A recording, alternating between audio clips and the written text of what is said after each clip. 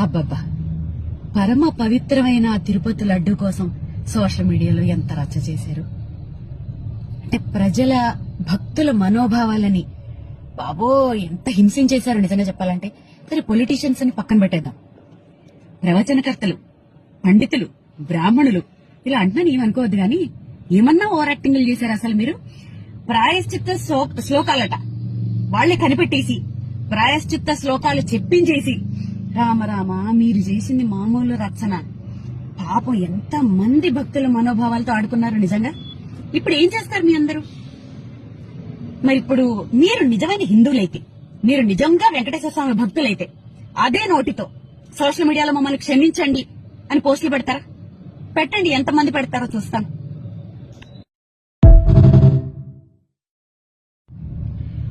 అబ్బబ్బా, పరమ పవిత్రమైన ఆ తిరుపతి లడ్డు కోసం సోషల్ మీడియాలో ఎంత రచ్చ చేశారు.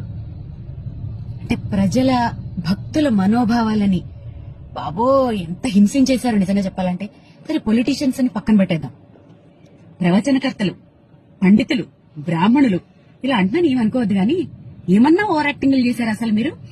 ప్రాయశ్చిత్త శ్లోకాలట వాళ్లే కనిపెట్టేసి ప్రాయశ్చిత్త శ్లోకాలు చెప్పించేసి రామరామ మీరు చేసింది మామూలు రచన.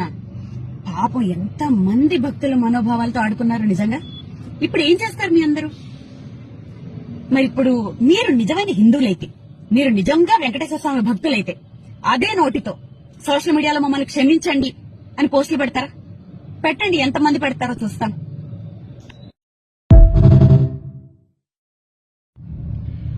అబ్బబ్బా, పరమ పవిత్రమైన ఆ తిరుపతి లడ్డు కోసం సోషల్ మీడియాలో ఎంత రచ్చ చేశారు.